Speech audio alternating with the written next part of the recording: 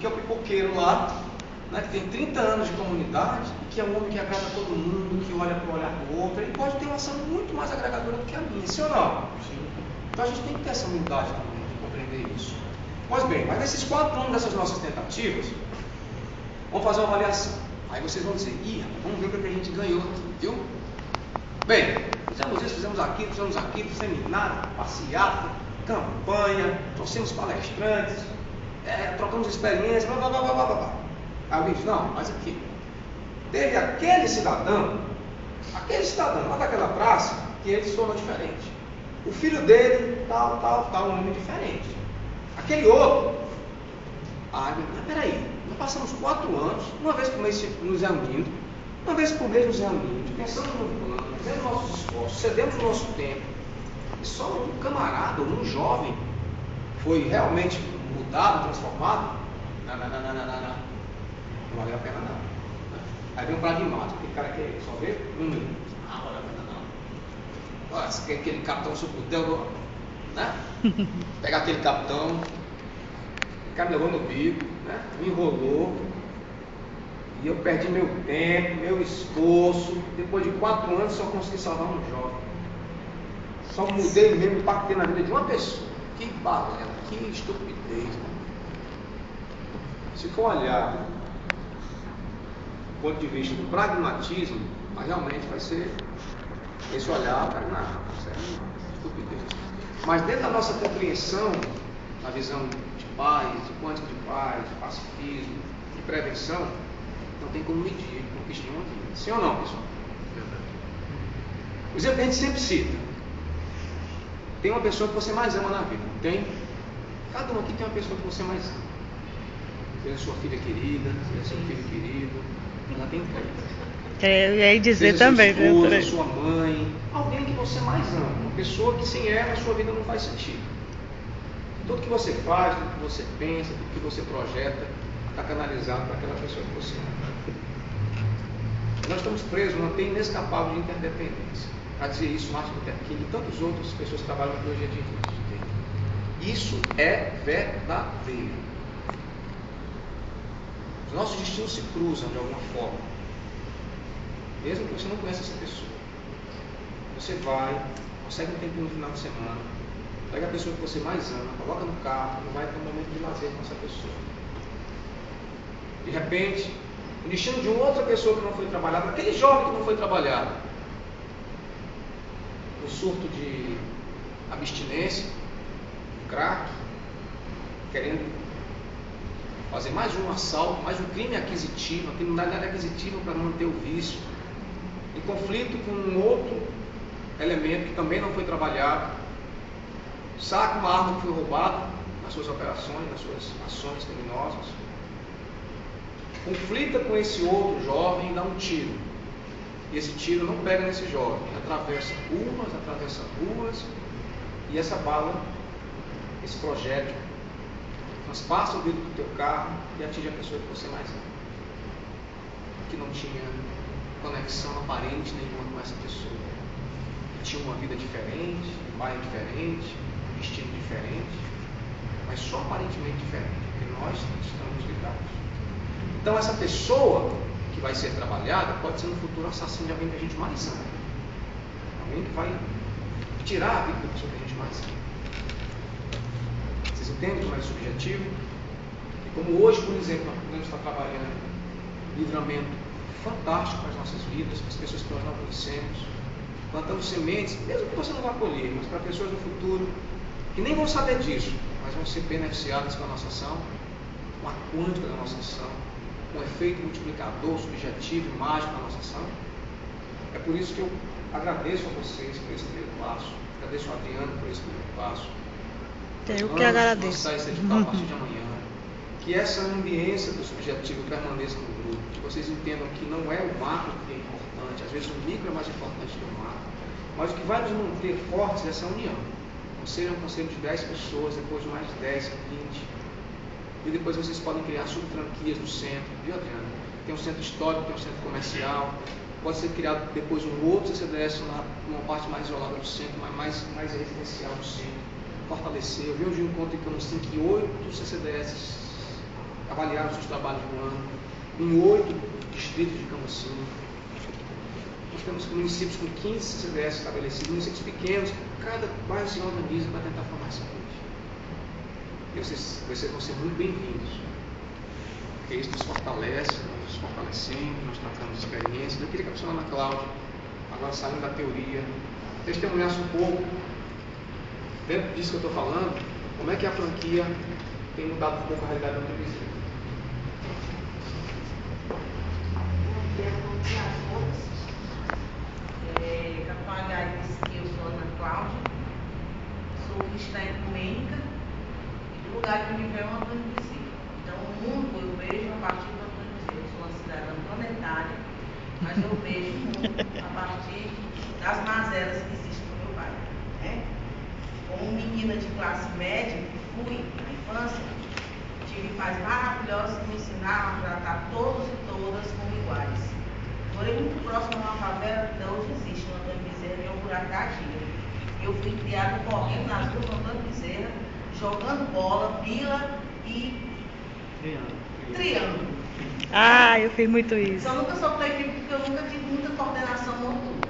Mas assim, eu louvo a Deus por ter tido essa liberdade que hoje eu não vejo as minhas filhas terem. Né? Eu subi em pé de seriguela, em pé de goiabeira, tomei banho e rio. Até uma vez cheguei a pegar no mussu e achei que era uma mussu que eles chamam, né? Pensei que era uma cobra, né? Porque a UFC, em época de chuva, o rio transbordava. Então, por acaso, por conta das chuvas, por isso eu gosto tanto da defesa civil, por conta dessas minhas memórias de infância, né? E na minha caminhada de Antônio Bezerra, quando eu passei a me apaixonar pela educação, eu fui por 3 anos voluntária de uma área de risco que era o Alto Nunes. Né? Tinha um local, as margens do Maranguapinho, que era chamado de aterro. E hoje lá, pela luta do bairro, nós temos o conjunto de Tamarafrota.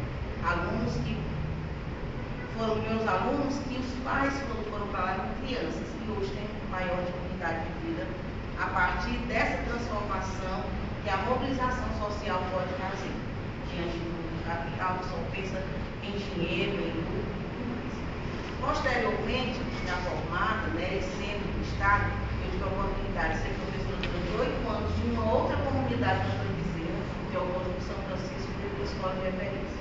E depois Jesus me deu outro desafio, de uma outra escola, a mais antiga do bairro, que não tinha nada do que a de referência tinha, 60 anos de escola, com muitas mazelas, e aí nessa escola eu conheci um pouco da realidade da escola pública que passa por muitas dificuldades, principalmente no que diz respeito à questão das drogas, seja o álcool, ou seja, o álcool é o pior deles, porque é lícito e ninguém corre atrás de diminuir essa licitude que pode existir. Né? E quando eu comecei como gestora nesse bairro, a primeira coisa que eu aprendi foi que em 3 meses, 9 jovens foram nos comércios vizinhos e compraram um veneno de rato chamado chumbinho. Em 3 meses eu tive 9 adolescentes da escola que tentaram suicídio. Graças a Deus nenhum morreu. E a partir daí eu comecei uma busca de como era que eu podia, dentro dessa escola, fazer algo que quando eu saísse de lá, eu pudesse deixar alguma coisa. Não precisava ser grande não, bastava alguma coisa que eu pudesse fazer aquele povo refletir. E nessas andanças, né, eu comecei a ter contato com a polícia militar, que era um órgão que eu tinha horror, porque sendo professora de filosofia, eu tinha toda uma base de cultura militar da ditadura, que eu não queria estar perto dessas pessoas. Mas ao longo da convivência, eu entendi que eu precisava deles para poder me apoiar na escola, eu conheci esse irmão chamado Aguiar. O Capitão Aguiar é um homem que existem pouquíssimos. Se tivesse 10% dessa criatura aí, eu agradeço todo dia a dona Lúcia, porque ela soube criar muito bem esse cidadão chamado Aguiar. Né? E aí eu vou repetir o que um amigo disse essa semana. O Rivaldo Pastor disse que o Capitão Aguiar é o policial do século XXII. Né? O Balesteri disse que a gente tem que ter um policial para chamar de seu. Né?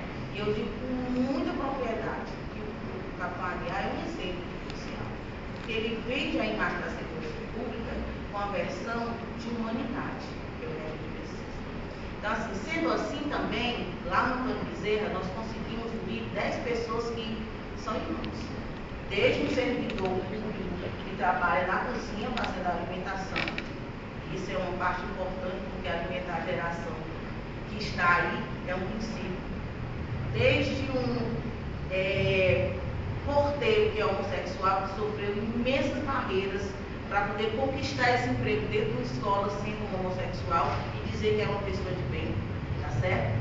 E alguns outros que, como negros, também passaram. Nós somos 10, né? Não vou mais dizer que nós somos 20, porque ao longo do tempo da caminhada vão ficando pessoas que não têm compromisso, que querem estar no CCDS, porque vão estar na secretaria e vão ter o prestígio, né, politicamente, socialmente, economicamente falando.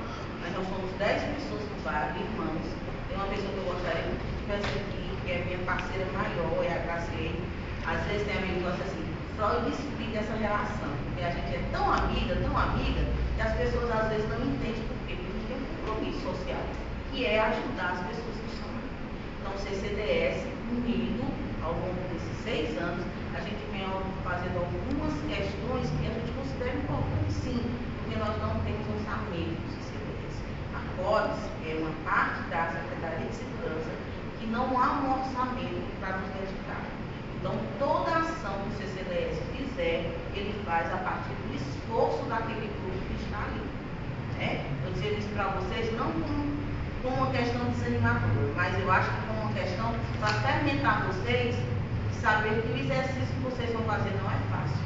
Então, assim, por conta dessas andanças, dessas reuniões que a gente ia mês a mês lá na companhia, na Sexta que é a nossa companhia, nós conhecemos o CCDS e resolvemos fazer um bairro no CCDS. Né? E aí, assim, com essa oportunidade de saber o que é o policiamento comunitário, que é uma polícia diferente da polícia que a gente tem culturalmente repressora, né? Eu fui começando a estudar sobre isso, fortalecendo o CCDS, e quando veio o convite do Ministério da Justiça, que poderia fazer em qualquer lugar, qualquer pessoa, 2 ou mais, como assim de Jesus, né? 2 ou mais pessoas poderiam se reunir e fazer uma conferência livre para falar de um tema que no Brasil só era falado por pessoas que estavam no estado da Secretaria, do Ministério da Justiça e assim por diante. Então, assim, nós conseguimos mobilizar 364 pessoas no ano de 2009, dia 14 de fevereiro, no bairro do Campo Bezerra, e nós conseguimos fazer uma conferência livre, que foi a primeira que chegou com o relatório final a Brasília e foi aceito. Por quê? Porque ali tinha a cara do povo do Campo Bezerra, desde o mototaxista ao diretor de escola, desde a merendeira da escola ao gerente do Bradesco. Então, isso